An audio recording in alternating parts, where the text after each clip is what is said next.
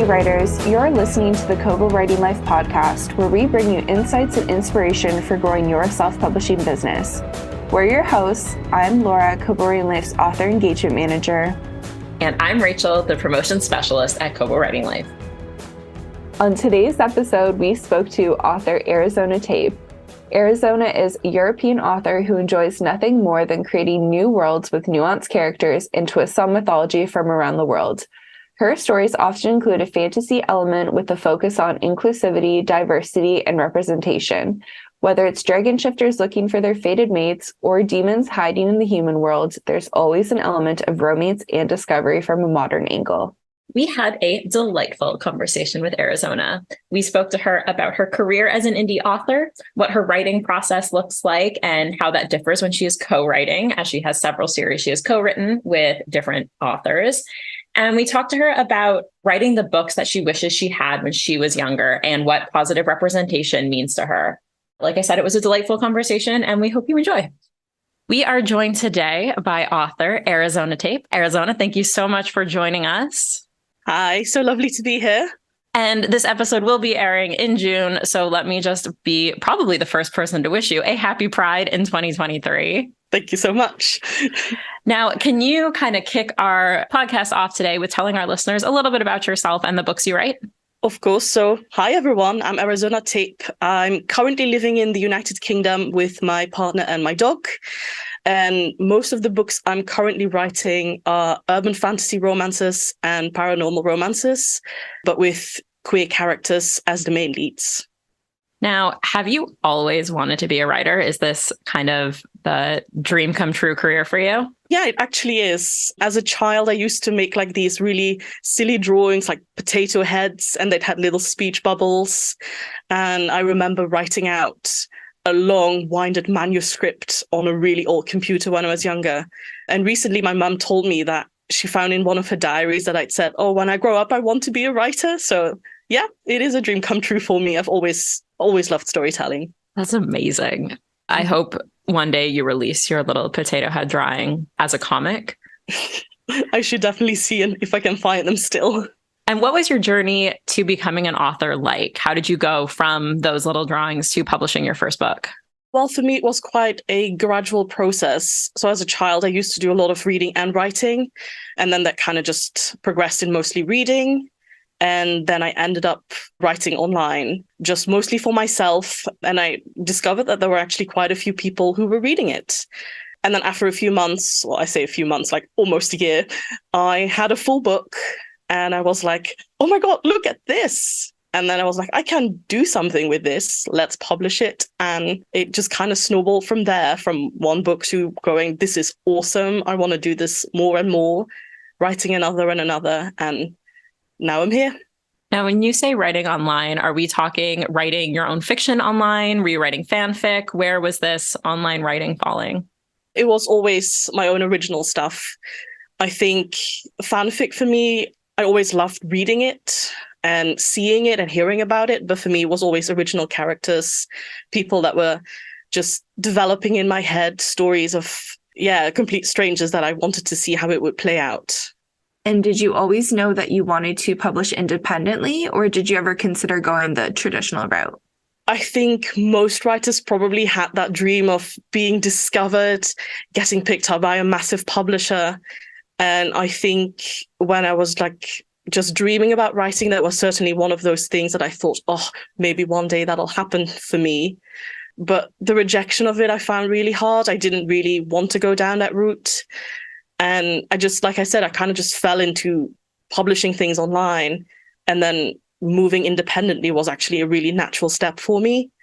And by the time that I was doing it, I decided that actually I don't really want to change this. I love having the control. I love getting to make all the decisions. And I love just, doing it by myself. Well, I don't just do it by myself. I've got a lot of people that always help me out, but I like getting to be the one that makes the decisions and just see where it takes me. Yeah, that's one of the great parts of being indie, that you can kind of be the one in charge of all of those decisions and really make the product that's most true to you and your writing. So that's awesome to hear that it worked out for you.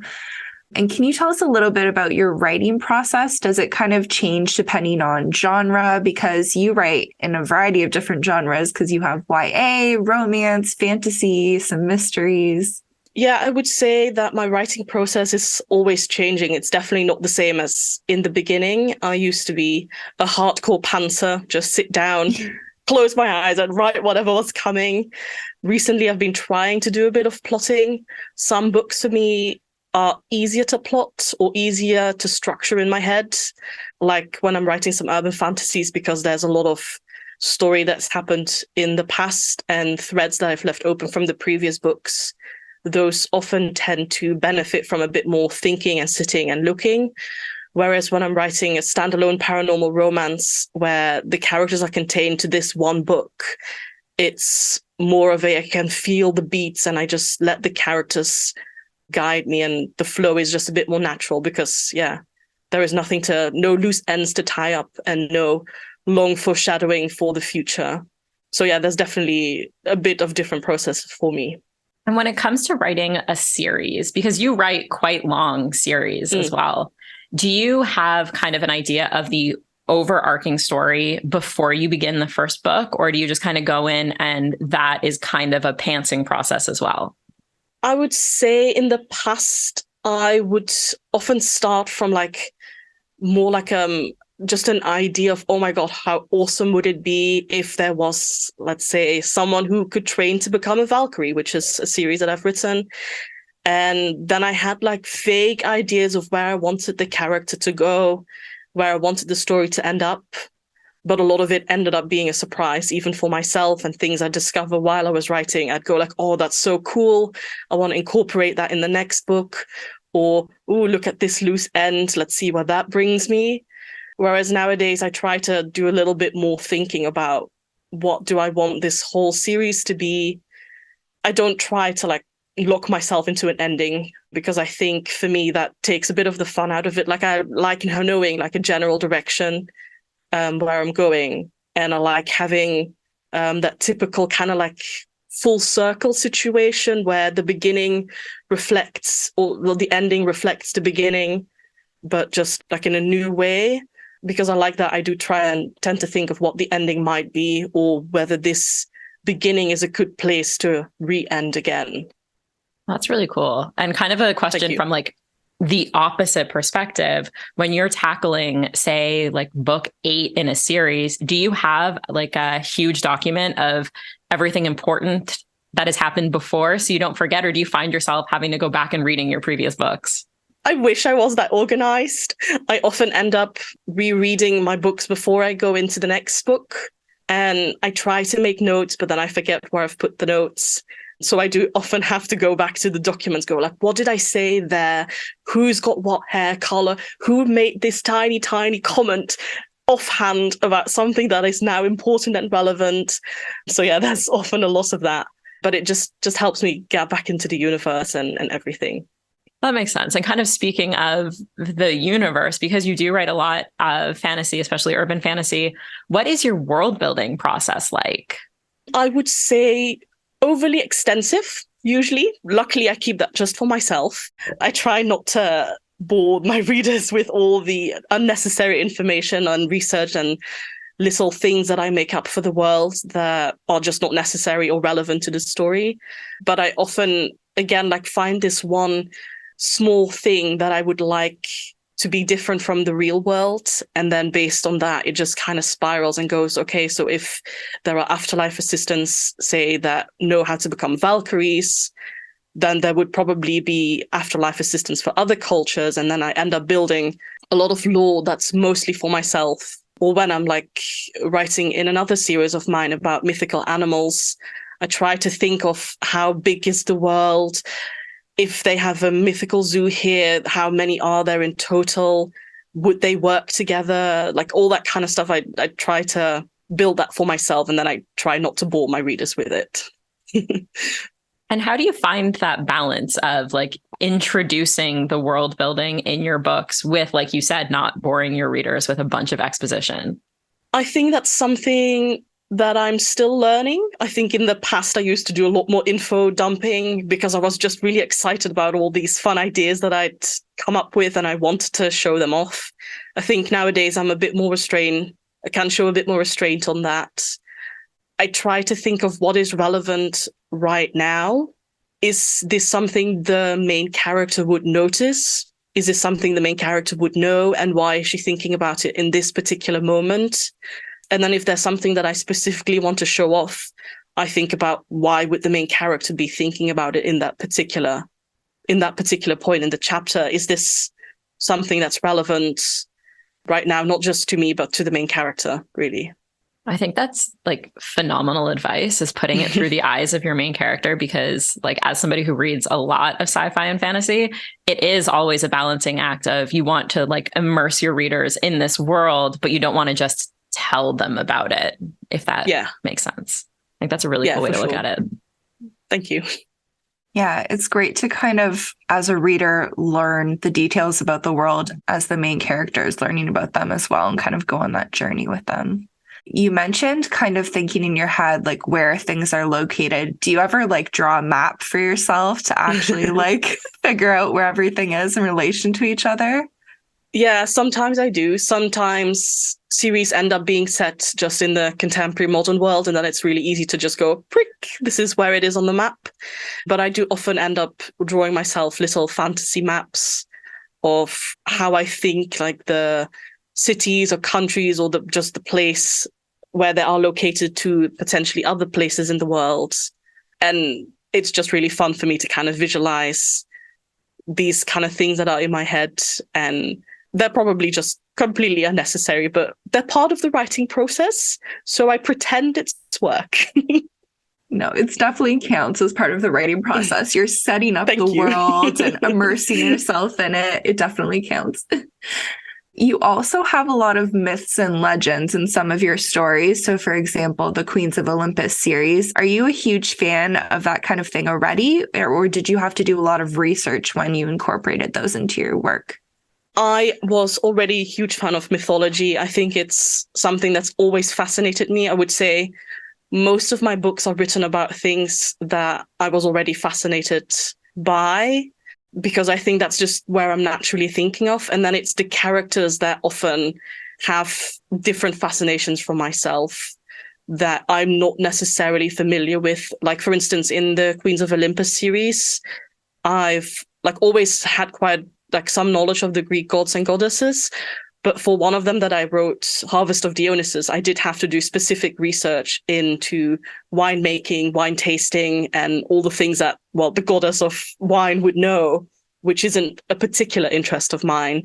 So it kind of goes hand in hand to choose an overall thing that interests me and then kind of to find little new aspects in it that I can lose myself in and do lots of research, because I just love learning things as I'm writing them as well. Do you have a favorite Greek myth, or one that was the most fun to reinterpret? Ooh, that's a really good question. Is it like asking you to kind of pick a child or something? Yeah, it is a little bit like my favorite child. Ooh.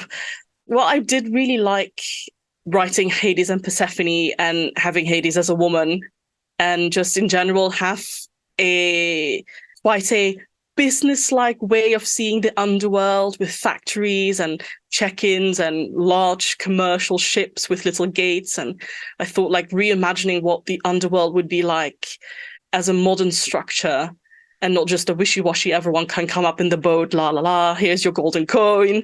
Like, that wouldn't work. So that, I thought that was really, really fun. And I've just always found like the afterlife and the idea of the afterlife really fascinating. I love that. I love Hades and Persephone as well. I also love Eurydice and Orpheus. So like, I love living in that realm. I'm also going to ask you to choose your favorite child again. You mentioned that one thing you love to do with world building is kind of like change one thing to make it more of a fantastical world. Is there one thing that you have changed in your world building that you would love to actually have implemented in the real world? Ooh, that is a good question. I think... I just want everyone listening to know Rachel has like an evil grin on her face right now as she asks this question. It's like a Mr. Burns kind of smile. I think if I would have to pick I would go for mythical creatures. Some of my worlds tend to be where there's like paranormals that exist outside of humans. And while I think that would be really exciting, while I'm still human, so that would suck for me if there were suddenly all these cool shifters and vampires around and I'm just myself still. But in one of my series that I'm writing, the element that's different is that there are mythical creatures still around. Well, still, that makes it sound like there were real creatures around. But in this world, dragons and unicorns and all that still exist. So I think that would be really cool. And I would still benefit from having those cool animals around. I love the logic of, well, this would benefit me and my life wouldn't change, just the world. Not like I would like to be a vampire, but like if your life was the same, mythical creatures. And who's to say unicorns didn't exist at one point? So see, exactly. That's the logic. That's the logic. I'm with you.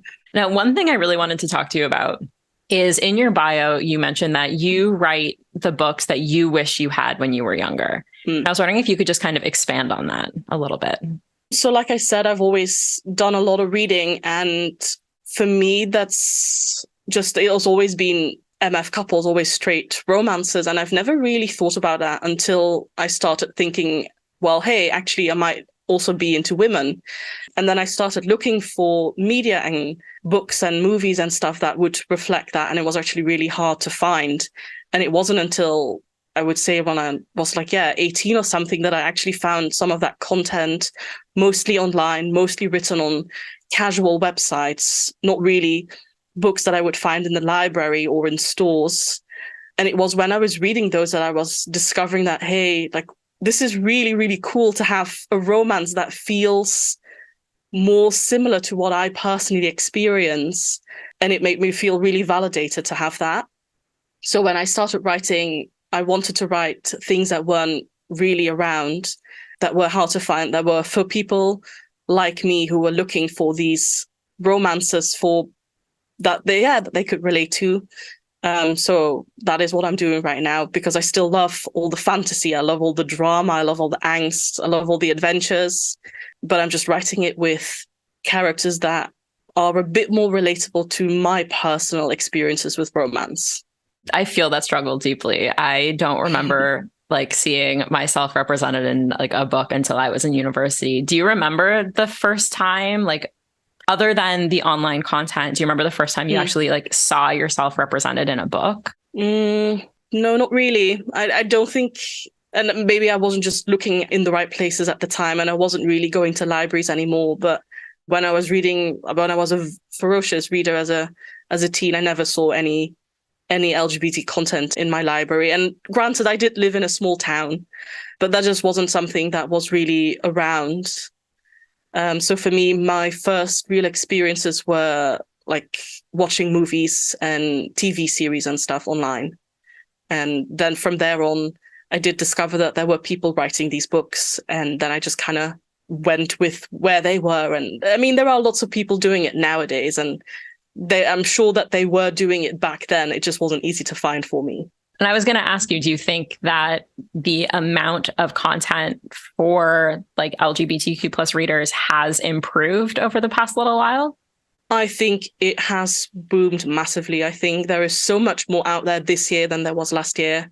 I think more and more authors are feeling comfortable introducing LGBTQ characters in their books, not necessarily always as main characters, but also as really important side characters.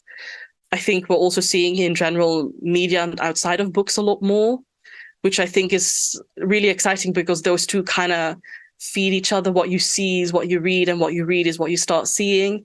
So I think there's been a massive, massive influx of it, yeah.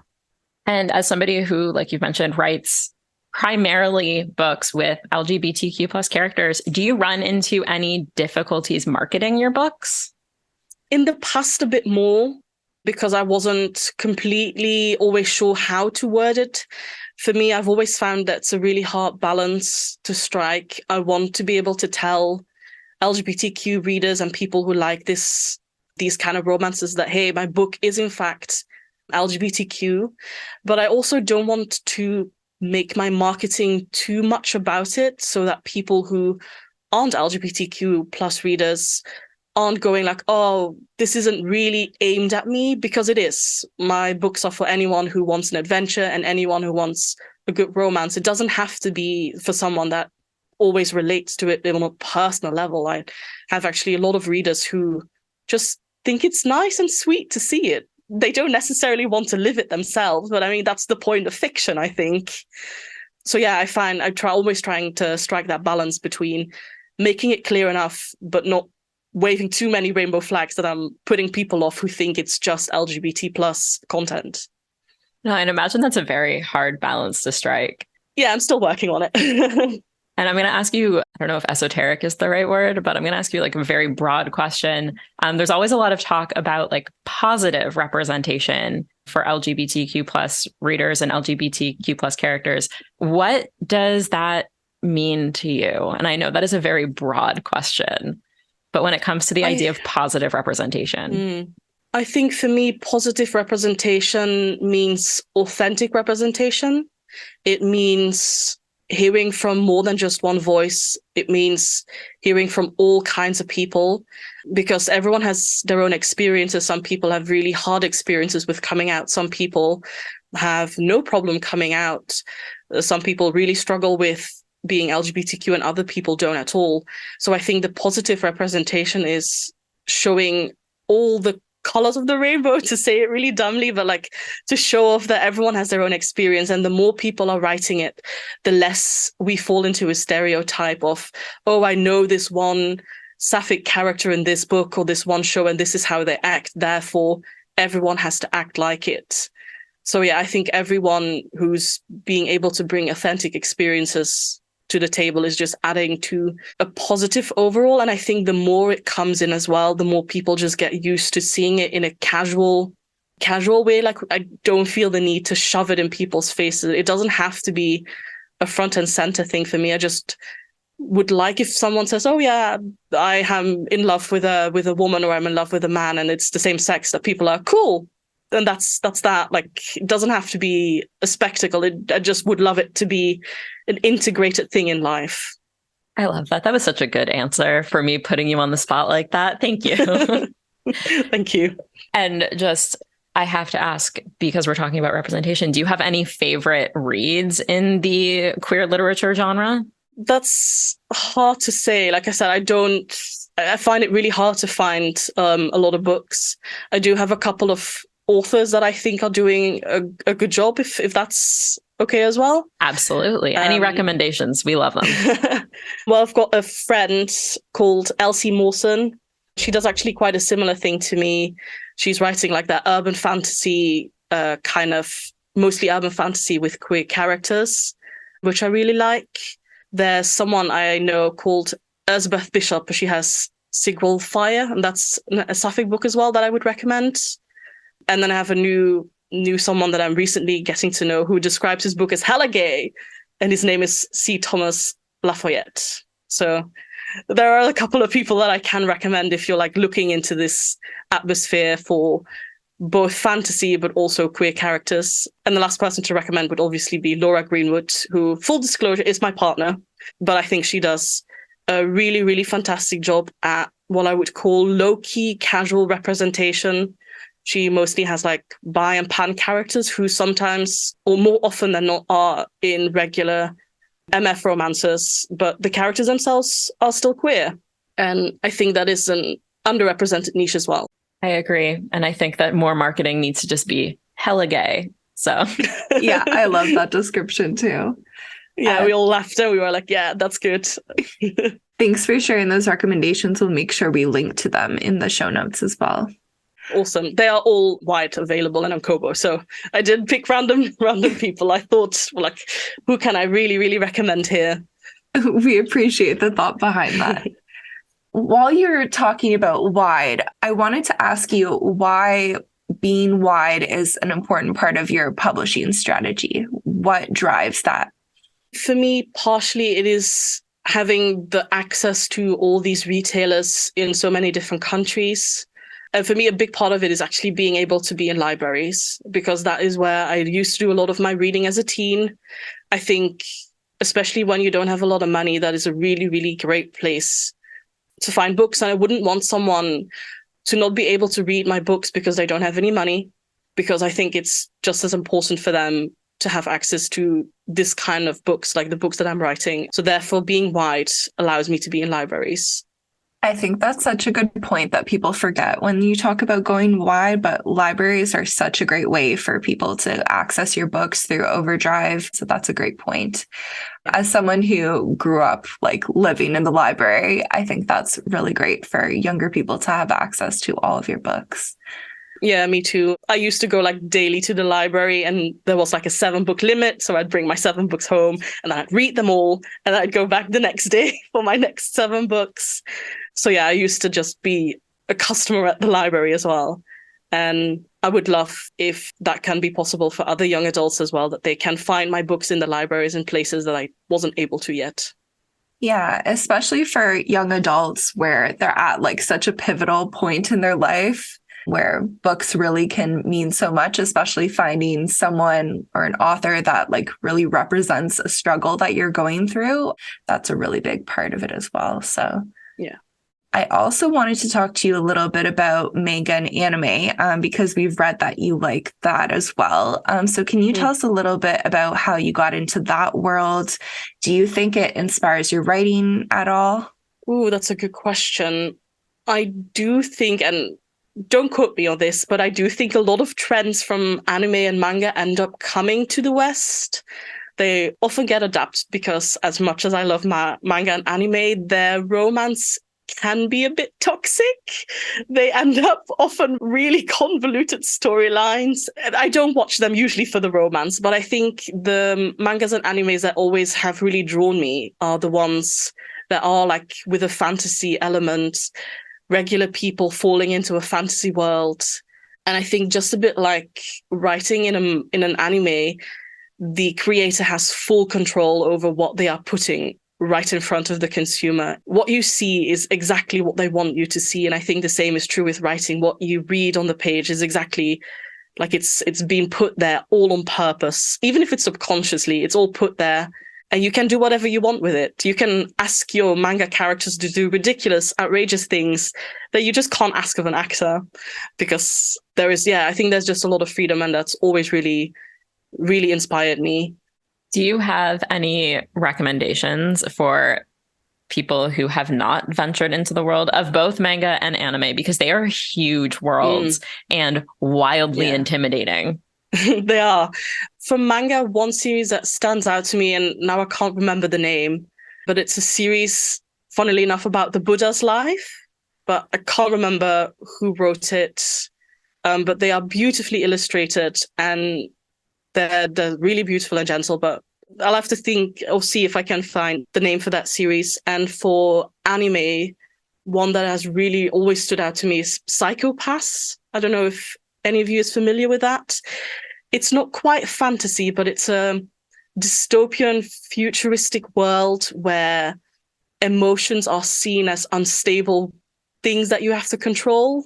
And it's a very psychological series where people kind of get scanned to measure how out of control are you, like how are your emotions at the moment. And if they think you're about to commit a crime, then after jail you go already. Like you get the punishment before the crime, and the main character then kind of tries to figure out how moral is this, how human is this, how can we keep going in a society like this. And I think because there's so many psychological human things about it, that's always something that I've really, really loved, because I like to think about those things myself.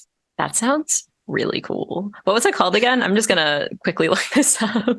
Psycho-Pass. Psycho-Pass. Okay, I am going to look into this, because sometimes, like, I have a lot of friends who are very much into the world of manga and anime, and they'll recommend a series and then it's like 800 episodes long. Is this one of those? Just so I know what I'm getting myself into. I don't think it's not 800. It's not Naruto. Okay. I would say I think it'll be like maybe 50 or 80 or something. I think it's so reasonable. I have friends watching One Piece. You can binge it in like a few days if you ignore everything else in life.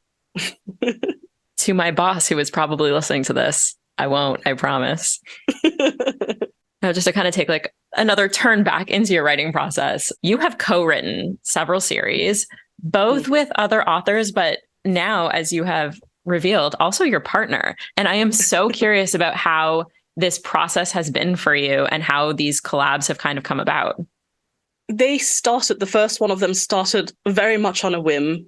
Both my co-authors, well, one of my co-authors is a really good friend. My other co-author is my partner. But when we started writing, we were also just friends. And we used to do a lot of chatting about our books, about ideas. And we ended up sparking an idea. We going, how cool would it be to write this? And then you could write this part and I'll write this part. And it just kind of, sparked from just talking to them. They ended up working out really well, luckily for me, because I'm still friends with both of them. So I would say, as co-authors goes, that's a win. But I really, really enjoy co-writing. I wouldn't be able to do it only. I wouldn't be able to do sole co-writes and not do my individual stuff. But I think it's a great way to get familiar with someone else's process really intimately, something that you can't really do even just through writing or through just talking with this person.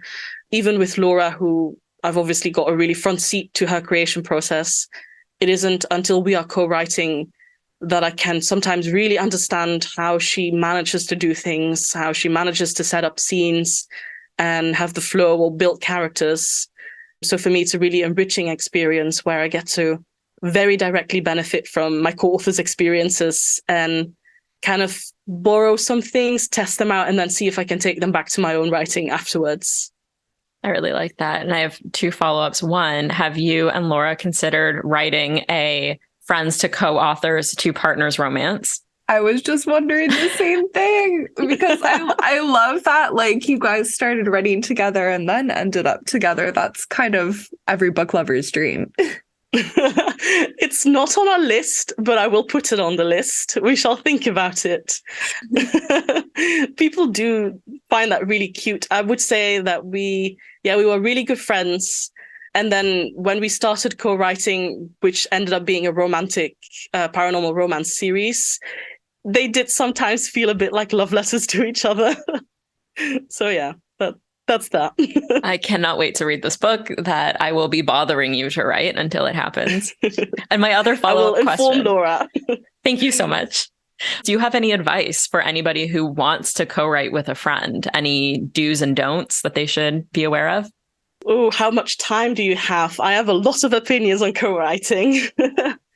I would say if you're going to consider co-writing, the first thing you'd consider is if it actually is right for yourself, if you are capable of giving this creative process out of your own hands and generally fairly equally work with someone, because you're creating something together. It's not like a ghostwriter kind of author that just kind of does what you want and then you have final say on it. In a co-author partnership, usually it really is 50-50. So you have to ask yourself, is that something that you're genuinely capable of? And is the person that you're considering someone you genuinely trust? I think friends can make wonderful co-authors. And like I said, I'm really lucky with mine. But I would always say to people, if they consider co-writing with friends, sometimes our friends aren't always people that we completely agree with on certain aspects, like politically or morally or religiously. They're just, they're good friends and you love them. But those kind of issues can come up when you're co-writing. You can discover that you have non-negotiables that they don't share and the opposite way around as well. So those are good things to discuss with this friend. Like, for instance, with Laura, she likes to write really healthy relationships. For me, I like to write queer content or have that representation. And I wouldn't want to write with someone who isn't comfortable with that or who isn't respectful of having those situations or characters around. So you're kind of like, you have to really work this out. You can also wing it and hope that you get lucky. And I've been really lucky, like I say, but I do also know a lot of people who have had more sour experiences where co-writing sometimes ends a friendship as well. Yeah, we have talked to co-writers before, and trust is always at the top of the list of things because writing is such a personal experience. And I feel like you really need to trust somebody to let them in. Yeah, like I don't want to equate it to a romantic relationship because obviously it's not romantic. It just happens to be for one of my co-authors. But I do think it's good to ask yourself, like, would you be in a relationship with this person on practical levels? because you're not just tying yourself to them for the book creation process. Afterwards, when the book is there, the copyright of it, you are tied together for life and 75 years after. So your children will also have to deal with the children of this person. So it's just, it's something to think about when you start the process. That's such a good point. You really have to think about it far in the future when you're making decisions like that, especially because it's a financial decision as well. And you're kind of trusting that person in that way. While we're stealing advice from you, do you have any advice for, because you've written so many of these, writing a longer series, and how do you kind of keep the readers interested in the series and continuing to purchase your books? That's a really good question. I think I like to write about main characters who do a lot of growing during the series. So I like to start them off somewhere where they're still relatable, but they've got some things to work out. Definitely make this mistake of starting too early and my characters were too unlikable and people were like, oh, can't deal with this person for more than one book. So I try to find a really good starting point, and then I try to think of this person, this main character is carrying the reader through. If, like, for in real people, I'm invested in my friends' life, I'm invested in my family's life because this person means something to me. So I try to have the main character form a connection with the reader, and then it's the main character who carries the story through to, if it's a continuous series, and it's the main character who carries the reader's interest through, because you want to see what happens in their life. You want to see what happens next. You want to see what happens. And I think also mistakes are a really, really good way to keep people invested, because a mistake involves a solution, and then those solutions often have consequences. And then before you know it, you're invested. You're like, well, now I need to know what happens after this. And then I've got them. I love that. Keeping people invested through mistakes is great. And we've kind of touched on your marketing already, but do you change how you market a book, whether it's like a later book in a series versus launching a new series? Yeah, for sure. I think in a continuous series, I would almost always try to promote that book one, because that's where I want people to start. When I'm writing a series that has standalone books in it, but they are connected, like in the universe, in the setting, and perhaps through similar, like crossover characters, then it doesn't matter. Then I treat every book like a book one. That's a great point. I definitely try and tell authors to try and line up a promotion of either the first book in the series or the most recent book that's just come out, or both, right before a new release, because I think it's a good time to remind people that the series exists before you send out another book into the universe.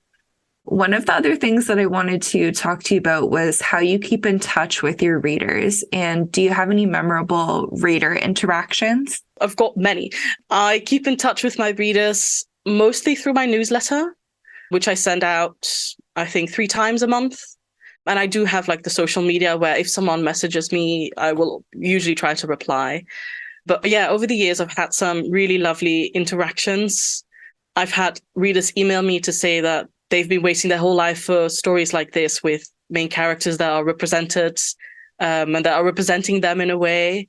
And those always really, like, they make me really emotional. I've had people just like in person events as well who come up to me and who were just so happy that my books included main characters, or people who just really loved the world building that I've done. There was a character that I've written, well, it's not really a character, but it was a really cute animal familiar that a lot of people really loved. So they were really excited to see it. But yeah, in general, it's the ones where they're just really, really excited to see themselves represented in a way, because it makes me feel like I'm doing something right. And you're kind of coming full circle to you not having that representation when you were younger and actually getting to give that to someone. So that's so great to be part of. Yeah, I think so as well. I think sometimes it's like those moments that really remind me that I'm not just writing for myself. Like, I would write if it was just for myself. I would write if nobody was reading it. But to know that there are people who are really, really loving it, that they are benefiting from it, that these books are brightening their day or just making them feel something, just does mean the world to me. I also wanted to ask if you have any advice for anyone who's an aspiring author. I'm not sure if they would like the advice, but my advice would be to write and then to keep writing and then to write some more. I think there is so much you can learn. And I know when I wrote my first book, I wanted it to be perfect. I wanted it to be awesome. I wanted to be that standout, breakout book. But I think there's only so much polishing you can do in your first book. Writing more, publishing more, or not even publishing, but writing more stories allows you to really, really up your skills. And then the next project you write is going to be better because of what you've learned. And that experience is just something you can't gain when you're constantly repolishing your first book. And that doesn't mean, write and throw it all away. And it doesn't matter if it's good or not. It does matter. Obviously, it matters. But the next project is probably going to be better in some way because you have more experience. And especially if you want to make a career as an indie author, you will have to have volume. It is certainly a game about volume. You will have to be able to write quite a lot of books to make it into a living, unless you really hit it massively big. Then you don't even have to write more than 5 books or something. But for most people, you will have to write quite a few books. So therefore, always writing more is, I think, really, really good advice.